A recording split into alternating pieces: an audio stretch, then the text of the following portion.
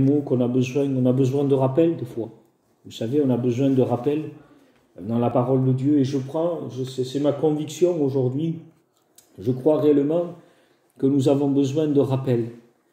On a besoin de rappel, vous savez pourquoi? Parce que des fois, quand les vents soufflent fort, les vents, la violence des vents et ce qu'engendrent ces vents, la peur, la crainte, les doutes, ça nous fait oublier si vous voulez, la vision. C'est pourquoi on a pris cette direction. Voyez, et ce matin, par la parole de Dieu, je voudrais avancer un peu plus dans cette pensée, de progresser avec Dieu. J'ai beaucoup parlé, bien sûr, d'avancer dans des degrés, dans un niveau de vie. Et nous allons nous appuyer sur le chapitre 5 de l'évangile de Luc, de 1 à 11, c'est la pêche miraculeuse. Donc on va avancer ensemble, petit à petit, et jusqu'où Dieu permettra. Et ce matin, je voudrais pouvoir, voilà, la foi vient de ce qu'on entend, et ce qu'on entend vient de la parole de Dieu. Et la Bible dit, c'est par ta lumière que nous voyons la lumière. Et bien que la parole de Dieu soit lumière, ce matin, sur ton chemin, sur ton parcours. Je ne sais pas si peut-être tu es au bord de cette route, arrêté, alors que peut-être tu avais pris la décision de répondre par la foi à un appel qui paraissait un peu comme de la folie, quelque chose qui était hors limite, hors de ta capacité, mais parce que tu aimes Dieu, parce que tu as un désir de rentrer un peu dans le plan de Dieu, tu as répondu, mais peut-être que tu as été saisi par des situations qui t'ont laissé à demi-mort, et aujourd'hui tu ne sais plus quoi, peut-être tu doutes même de ce pourquoi tu as répondu à cet appel-là, mais que ce matin tu puisses faire au travers de la parole de Dieu une rencontre avec ce Samaritain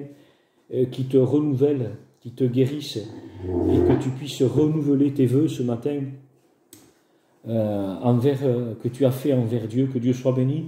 Donc ce matin on va lire ensemble, et puis on va avancer petit à petit dans ce texte pour comprendre un peu et nous faire rentrer selon la pensée de Dieu, bien sûr.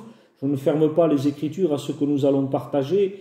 Ce matin, ce sont peut-être des enseignements et peut-être des mots qui vont ranimer ta foi, des mots qui vont... La Bible dit, soyez lents à la colère.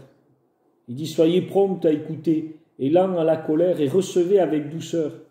Il dit, la parole qui a été plantée en vous, et qui peut sauver vos âmes. Et ce matin, peut-être qu'il y a des cœurs qui sont en colère contre Dieu. Il y a des cœurs qui sont à cause de l'incompréhension. Ils ne comprennent pas les actions de Dieu. Mais la Bible dit que tout coopère au bien de celui qui aime Dieu. Vous connaissez ce contexte-là où la Bible dit qu'il est écrit comme cela, comme la multitude se pressait autour de lui pour entendre la parole de Dieu, et qu'il se trouvait auprès du lac de Génézareth. Il vit au bord de lac 2 petites barques d'où les pêcheurs étaient descendus pour laver leurs filets. Il monta dans l'une de ces barques, qui était à Simon, et lui demanda de s'éloigner un peu de la terre. Puis il s'assit, et de la barque il enseignait les multitudes. Lorsqu'il eut cessé de parler, il dit à Simon, « Avance en eau profonde, et jetez vos filets pour pêcher. » Simon lui répondit, « Maître, nous avons travaillé toute la nuit sans rien prendre, mais sur ta parole je jetterai les filets. » L'ayant fait, ils prirent une grande quantité de poissons, et leurs filets se rompaient. Ils firent signe à leurs compagnons qui étaient dans l'autre barque de venir les aider. Ils vinrent et remplirent 2 barques au point qu'elles s'enfonçaient. Quand il vit cela, Simon-Pierre tomba aux genoux de Jésus et dit, « Seigneur, éloigne-toi de moi, parce que je suis un homme pécheur. » Car la frayeur l'avait saisi, lui et tous ceux qui étaient avec lui, à cause de la pêche qu'ils avaient faite. Il en était de même pour Jacques, Jean, fils de Zébédée, les associés de Simon. Et Jésus dit à Simon, « Sois sans crainte, désormais tu seras pêcheur d'hommes. » Que Dieu soit béni. Il y a tout un plan de Dieu dans ce texte-là. Il y a toute une action particulière de Dieu. Pour ceux qui ont pu faire ces expériences-là, ils reconnaîtront le caractère de Dieu dans sa façon d'agir, dans ses voies en quelque sorte.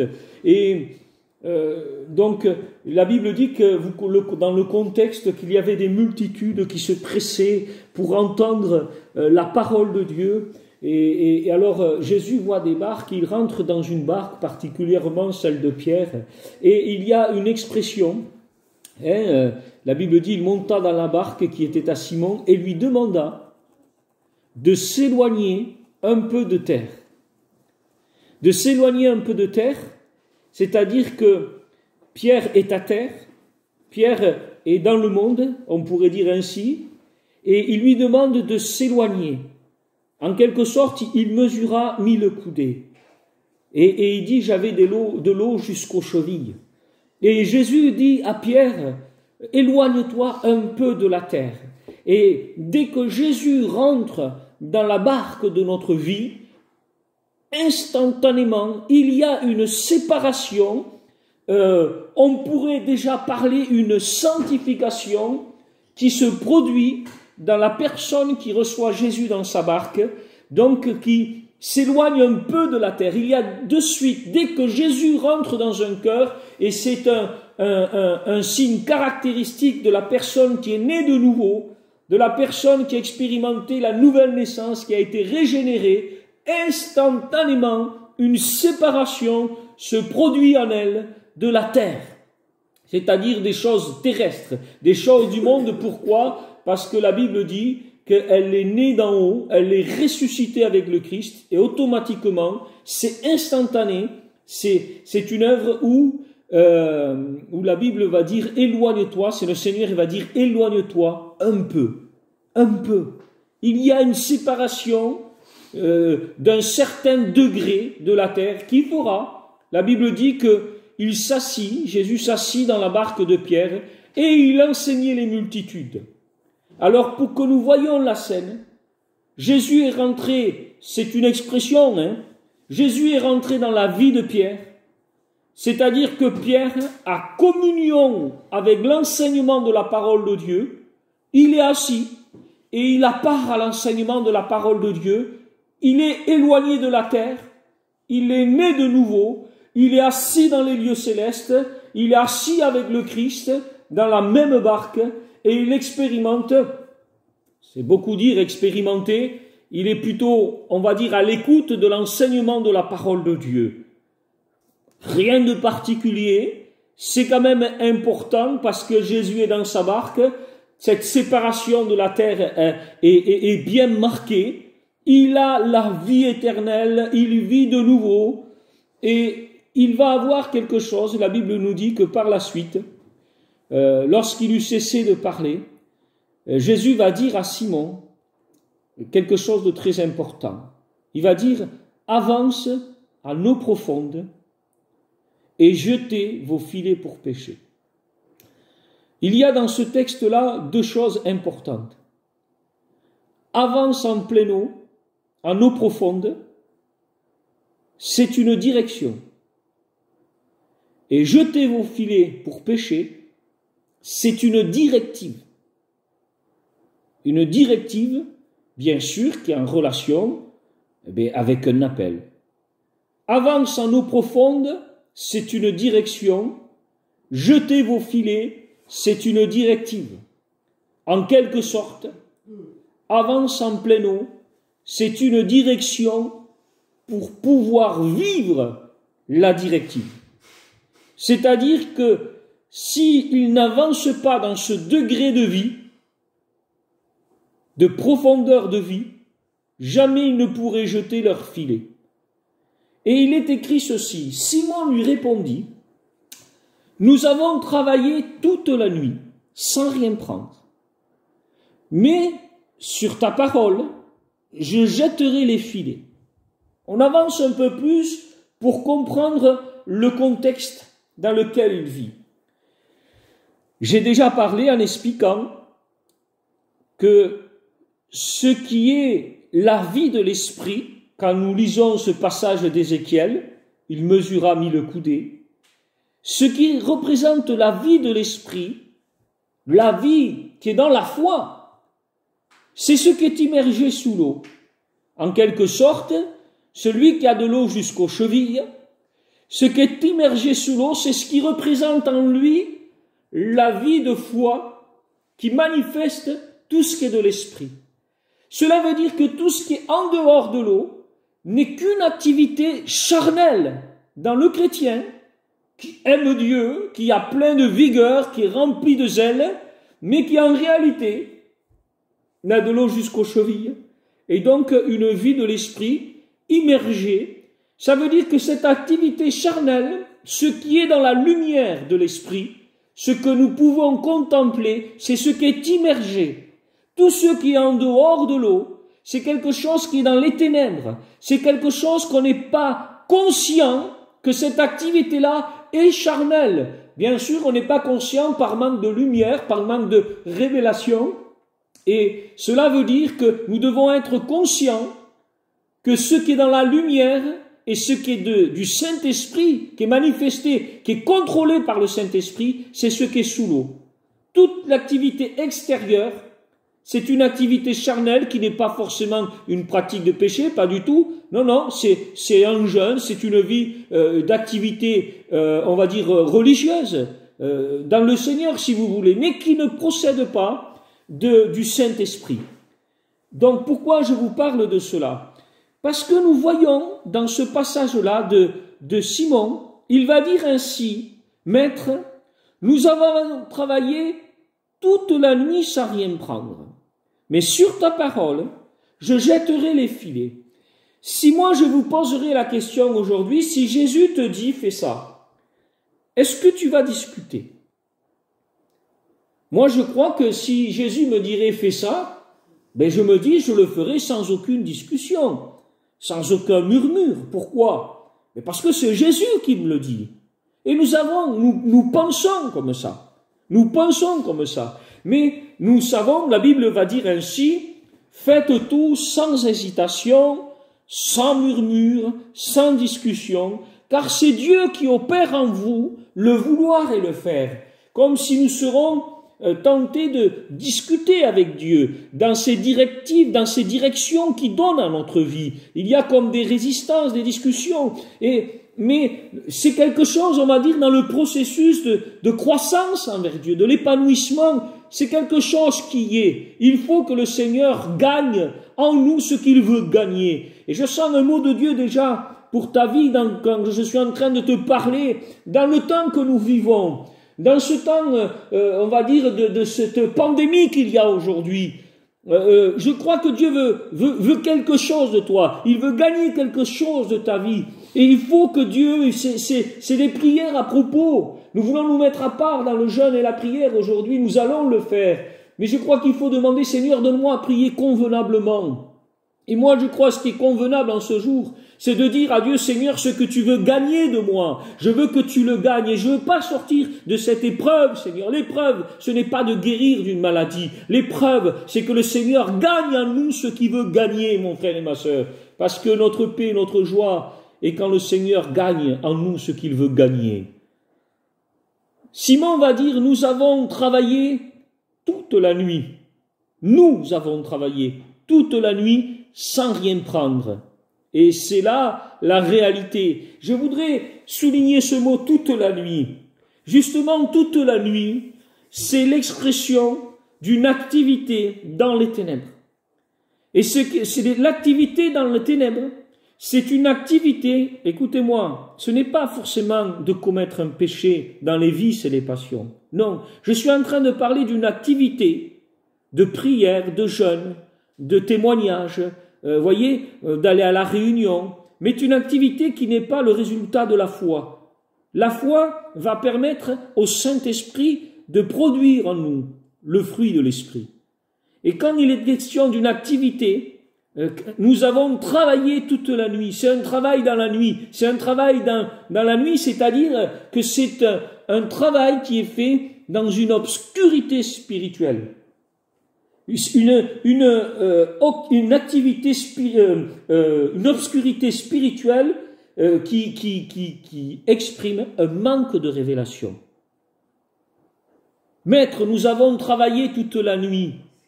S'il était conscient de qui était devant lui, lui aurait-il répondu de cette façon-là?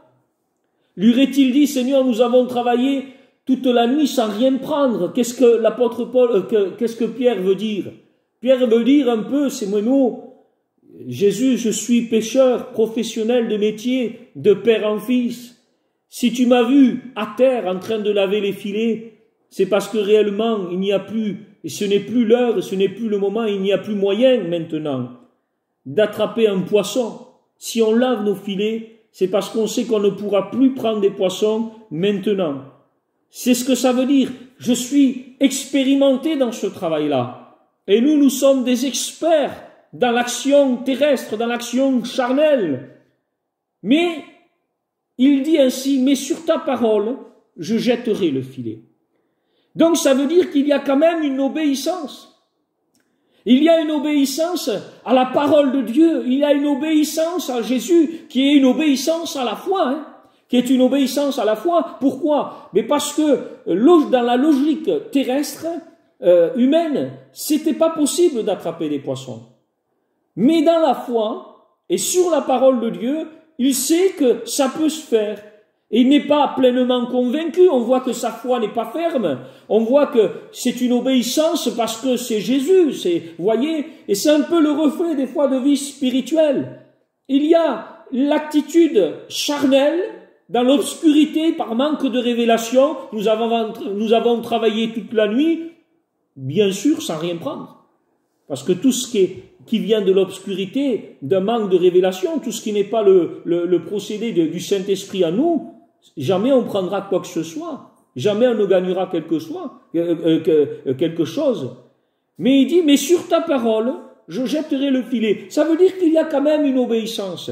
Et c'est ce que je vous expliquais tout à l'heure. Même si on a de l'eau jusqu'aux chevilles, ce qui est immergé, ça c'est le résultat du Saint-Esprit, ça c'est la vie de la foi. Ça veut dire que quelqu'un qui est né de nouveau, a en lui une partie de vie immergée dans l'esprit, et il vit avec cela, mais il y a aussi une grande activité charnelle dont nous ne sommes pas conscients, mais que nous prenons conscience lorsque le Saint-Esprit va mesurer encore 1000 coudées pour nous faire avancer, avance en eau profonde, parce que là, l'eau va passer des chevilles aux genoux. Ça veut dire qu'on va avoir une partie qui va être immergée dans l'esprit, une partie qui était jusqu'à présent dans une activité charnelle puisqu'elle était hors de l'eau, mais dans cette œuvre de l'esprit qui va nous faire avancer dans une eau plus profonde. Donc une partie plus importante, c'est-à-dire des chevilles et genoux, va être immergée. Étant immergée, elle va rentrer dans la lumière de l'esprit et nous allons contempler à la lumière de l'esprit une partie de nous que nous ne connaissons pas. Et c'est là qu'on se dit, je savais que j'étais méchant, mais pas à ce point-là. C'est là qu'on va être désillusionné et triste, déçu de nous-mêmes en disant, Seigneur, c'est pas possible que ces choses-là se trouvaient à moi. Mais quelque chose qui est merveilleux, frères et sœurs. Seigneur, comment as-tu pu m'utiliser en sachant qu'il y avait ça en moi? Et ça, frères et sœurs, c'est quelque chose qui est merveilleux. Ça, c'est quelque chose qui est possible parce que dès que nous avons les pieds dans l'eau, le fondement de notre vie, ce ne sont plus nos œuvres, mais c'est l'œuvre de Christ. C'est pour ça qu'on ne peut pas mépriser quelqu'un qui n'aurait de l'eau jusqu'aux chevilles, parce que sous prétexte que nous, on en a jusqu'aux genoux ou jusqu'aux reins, ou que nous sommes dans un torrent, du moment qu'une personne a les pieds dans l'eau, elle est en Christ et elle a sa place dans le ciel. Que Dieu soit béni.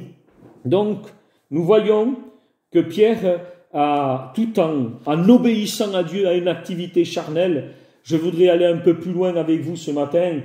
Donc, vous avez compris que quand le Seigneur dit à Pierre, avance en pleine eau, le Seigneur donne une direction dans la vie de Pierre, à une direction dans une vie plus profonde. Avance en pleine eau, ça signifie aussi, éloigne-toi encore plus de la terre. Je suis obligé d'avancer un peu pour ne pas prendre trop de temps ce matin. Vous savez que en avançant en pleine eau, vous savez ce qui s'est passé, c'est que l'apôtre Paul, alors que juste avant il était assis, à l'écoute de l'enseignement, il écoutait Jésus dans la paix, il écoutait son enseignement. On ne voit pas qu'il y avait un contact plus particulier entre Jésus et Simon. On sent qu'ils sont là. Jésus fait sa vie, il est là, à l'écoute sans plus. Je voudrais avancer petit à petit qu'on comprenne bien. Lorsque, c'est ce que j'avais écrit dans la parole de Dieu, c'est que qu'est-ce que produit cette œuvre? Qu'est-ce que produit l'œuvre du Saint-Esprit en nous? C'est que, je termine ce que j'avais commencé, je dis, il y a une œuvre spirituelle, naturelle, qui est l'œuvre du Saint-Esprit en nous, bien sûr. Premièrement, Jésus demande à Pierre de s'éloigner un peu de la terre. Deuxièmement, Jésus lui demande d'avancer en eau profonde, donc de s'éloigner encore plus de la terre. Il mesura 1000 coudées, j'avais de l'eau jusqu'aux chevilles. Il mesura encore 1000 coudées, il me fit traverser, j'avais de l'eau jusqu'aux genoux. Et là, on voit que, vous le savez comme moi, pour pouvoir aller dans les eaux profondes, automatiquement, je dois m'éloigner de la terre. Et plus je m'éloignerai de la terre, et plus je trouverai des profondeurs. Plus le Saint-Esprit nous fera progresser dans la vie de l'Esprit, plus nous serons séparés des choses du monde et du train de ce monde. C'est ce que je voulais vous dire ce matin. C'est que celui qui vous parle des choses de l'Esprit, de la vie de l'Esprit, mais que c'est dans une réalité, ben vous le reconnaîtrez à une chose, c'est que sa vie sera une vie sanctifiée. Parce que plus nous recevons des lumières de l'Esprit dans les eaux profondes, automatiquement plus notre vie est séparée de la terre. Je ne crois pas à tous ces discours théologiques sur la grâce, sur la vie de l'Esprit, sur la mort en Christ, je suis mort, tout ce que vous voulez, et qu'une personne qui est imprégnée du parfum de convoitise et de l'amour du monde, c'est pas vrai. Plus dans la réalité, ça se fait, il n'y a pas de problème, ça existe, mais ce n'est pas l'œuvre du Saint-Esprit. L'œuvre du Saint-Esprit nous conduira de plus en plus dans des eaux profondes, mais plus, et ça c'est ce que je voudrais vous dire ce matin, il y a une œuvre simultanée du Saint-Esprit qui se passe, c'est-à-dire simultanée, c'est en même temps. Ces deux œuvres sont là, ces deux points très importants. L'œuvre du Saint-Esprit va être une œuvre, premièrement, de sanctification. Éloigne-toi, sépare-toi de la terre. Mais plus nous allons obéir à cette œuvre de sanctification, et il y a aussi une œuvre, c'est une œuvre de révélation. Une œuvre de révélation, c'est-à-dire la vie dans les profondeurs va me communiquer des révélations, c'est-à-dire c'est un esprit de sagesse et de révélation qui me fera connaître le Fils. Deux œuvres simultanées, une œuvre de sanctification, celle du Saint-Esprit, et une œuvre de révélation, esprit de révélation et de sagesse, pour me faire connaître le Fils. Que produit cette œuvre du Saint-Esprit en nous? L'obéissance, mais sur ta parole, Maître. J'ai péché toute la nuit, j'ai fait tous mes efforts, j'ai fait tout dans mon obscurité spirituelle, dans mon manque de révélation. J'ai rien pris. J'ai rien pris, j'ai pas pour manger, j'ai pas de nourriture, j'ai rien pour abreuver mon âme. Mais sur ta parole, Seigneur, je jetterai le filet. Et j'ai marqué, que produit cette œuvre du Saint-Esprit en nous? J'ai marqué au verset 6, l'obéissance engendre la bénédiction. Un miracle se produit. L'obéissance, sur ta parole, je jetterai les filets. Et vous savez ce qui s'est passé, c'est écrit au verset 6. L'ayant fait, ils prirent une grande quantité de poissons, leurs filets se rompaient, à un point qu'ils firent signe à leurs compagnons de venir les aider. L'obéissance engendre la bénédiction, un miracle se produit. Mais qu'est-ce qui est réellement la bénédiction qui se manifeste? C'est ça, frères et sœurs. Il me faut encore au moins 10 minutes de plus pour terminer, au moins pour avancer un peu plus. Qu'est-ce que réellement la bénédiction qui se produit au travers de cette obéissance? Et un miracle se produit, des grandes quantités de poissons se fait. Et je voudrais, imaginez-vous une réunion. Une réunion qui se manifeste, on sent l'Esprit de Dieu, et là, une grande quantité d'âmes se lèvent à l'appel. Il y a le Saint-Esprit qui descend, il y a des prophéties, nous voyons des délivrances, et là on se dit, là, il y a la bénédiction de Dieu, là, il y a le miracle de Dieu, des multitudes sont là, mais je ne sais pas si ça s'est produit, mais moi je le crois ce matin parce que l'Esprit de Dieu me l'atteste. Au milieu de cette multitude, ou dans un culte d'adoration où le peuple se met à chanter à genoux, ils sont là, ils sont dans l'adoration, ils sont remplis de Saint-Esprit, tout le monde parle en langue, mais toi non. Toi non. Nous voyons la réalité d'une bénédiction qui se produit. Jésus, je ne dis pas que ce n'est pas l'œuvre de Dieu, mais il y avait une œuvre particulière, il y avait une œuvre précise, une œuvre préparée d'avance, et je dirais même préparée avant la fondation des temps. Mon frère, ma sœur, ce n'est pas pour rien que l'apôtre Pierre a péché toute la nuit sans rien prendre. C'est Christ, le Seigneur avait tout préparé. Le Seigneur avait donné des ordres à la nature.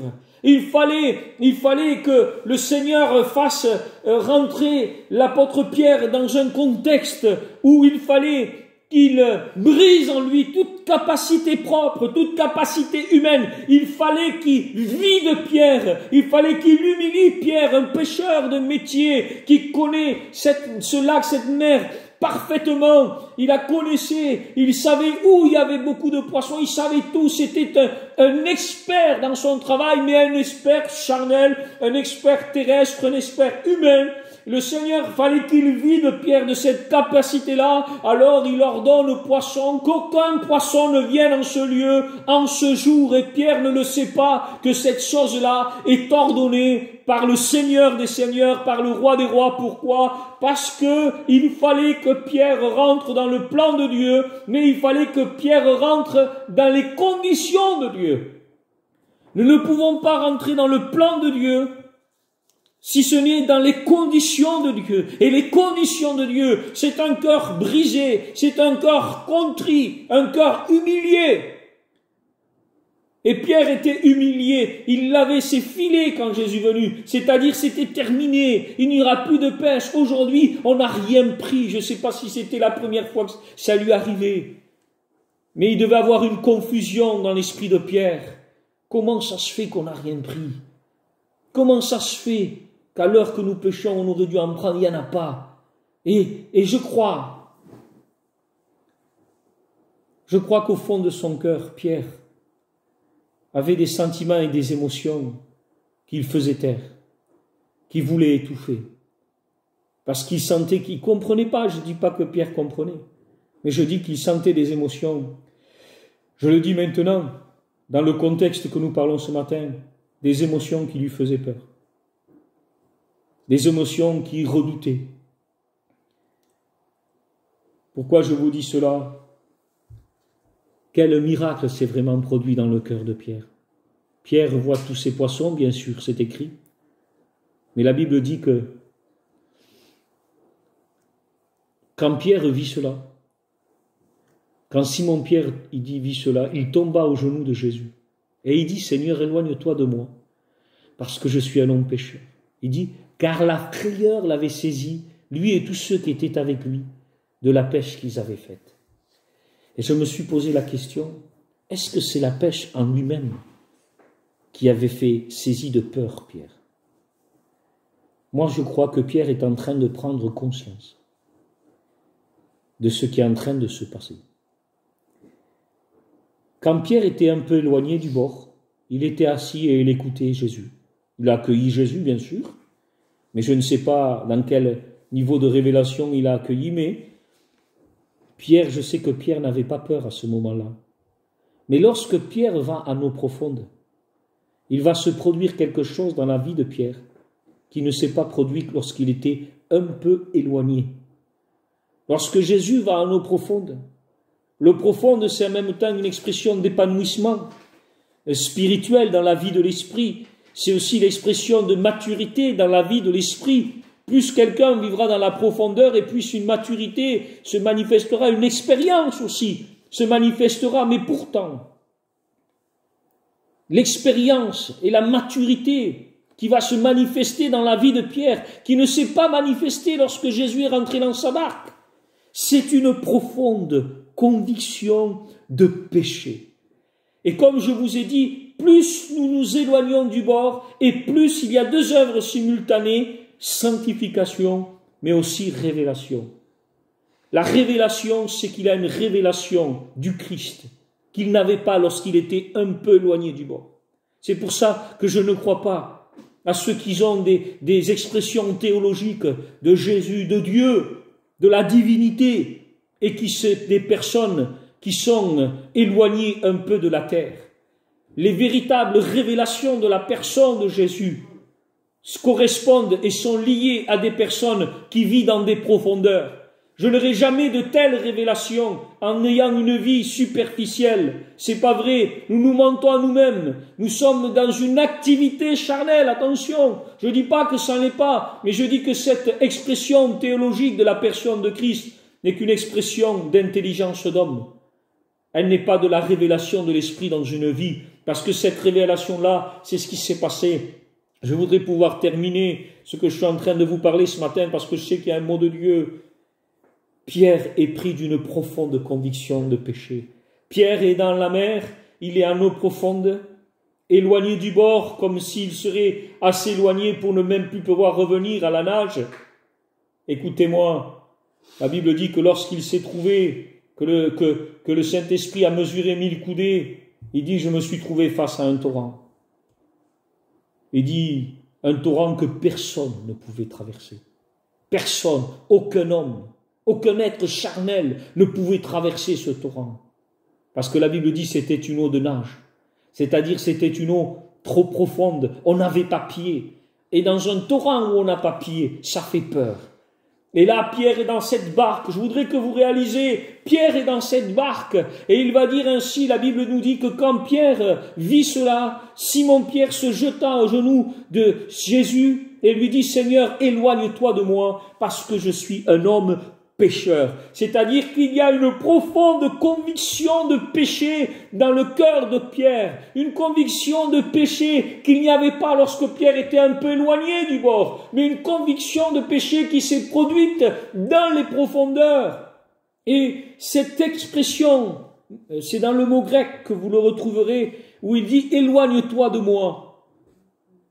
Éloigne-toi de moi, ça signifie échapper au pouvoir de quelqu'un, se sauver du pouvoir de quelqu'un pour sa sécurité. Pour sa sécurité. Pourquoi une telle expression? Pourquoi Pierre va dire « éloigne-toi de moi, parce que je suis un être pécheur ». Regardez ce que la Bible dit attentivement. Pierre tomba aux genoux de Jésus. Et il lui dit « éloigne-toi de moi ». Ça ne correspond pas. Si je veux m'éloigner de quelqu'un, je ne me jette pas à ses genoux. Mais là, c'est